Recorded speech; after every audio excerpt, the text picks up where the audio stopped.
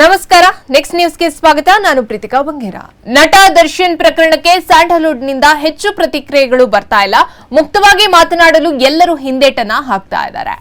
ನಟ ಸುದೀಪ್, ನಟಿ ರಮ್ಯಾ, ಜಗ್ಗೇಶ್ ಸೇರಿದಂತೆ ಕೆಲವು ಕಲಾವಿದರು ತಮ್ಮ ಅಭಿಪ್ರಾಯವನ್ನ ಹಂಚಿಕೊಂಡಿದ್ದಾರೆ. ಇದೇ ವೇಳೆ ನಟಿ ಭಾವನಾ ಅವರು ದರ್ಶನ್ ಬೆಂಬಲಕ್ಕೆ ನಿಂತಿದ್ದಾರೆ. ನಟಿ ಭಾವನಾ ರಾಮಣ್ಣ ಅವರು ಸಂತೋಷದಲ್ಲಿ ಮಾತ್ರ ಭಾಗಿಯಾಗಿ ದುಃಖದ ಸಂದರ್ಭದಲ್ಲಿ ಅವರ ಜೊತೆಗೆ ನಿಲ್ಲದೆ ಇದ್ರೆ ಹೇಗೆ ಎಂದು ಪ್ರಶ್ನೆಯನ್ನ ಮಾಡಿದ್ದಾರೆ. ನಾನು ಯಾವಾಗಲೂ ದರ್ಶನ್ ಅವರ ಪರವಾಗಿ ಜೊತೆಯಾಗಿ ನಿಲ್ಲುತ್ತೇನೆ ಎಂದು ಹೇಳಿಕೆಯನ್ನ ನೀಡಿದ್ದಾರೆ. ರೇಣುಕಾಸ್ವಾಮಿ ಹತ್ಯೆ ಪ್ರಕರಣದಲ್ಲಿನ ನಟ ದರ್ಶನ್ ಜೈಲನ್ನ ಸೇರಿರುವ ಬಗ್ಗೆ ಚಿತ್ರರಂಗ ಮೌನವಾಗಿರುವ ಸಂದರ್ಭದಲ್ಲಿ ಪ್ರಕರಣದ ಬಗ್ಗೆ ನಟಿ ಭಾವನಾ ಮಾತನಾಡಿದ್ದಾರೆ.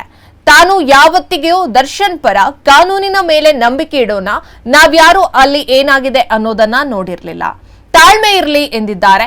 ಯಾವ ಮನೆಯ ಹೆಣ್ಣು ಮಗಳೇ ಆಗಿರಲಿ, ಎಲ್ಲರಿಗೂ ಮಾನ ಮರ್ಯಾದೆ ಇದೆ, ಅವರಿಗೂ ಒಂದು ಮನಸ್ಸು ಇರುತ್ತದೆ. ಯಾವುದೋ ಒಂದು ಅಪ್ರಾಪ್ತ ಯುವತಿಗೆ ಅಂದ್ರೆ 19 ವರ್ಷದ ಹುಡುಗಿಗೆ ಈ ರೀತಿ ಮೆಸೇಜ್ ಬಂದಿದ್ರೆ ಅವರು ಆತ್ಮಹತ್ಯೆ ಮಾಡಿಕೊಳ್ತಾರೆ. ಯಾರ್ದೋ ಮನೆ ಹೆಣ್ಣು ಮಕ್ಕಳಿಗೆ ನೀವ್ ಯಾಕೆ ಮೆಸೇಜ್ ಮಾಡ್ತೀರಾ? ಯಾವ ತರಹದ ಮೆಸೇಜ್ ಬಂದಿದೆ?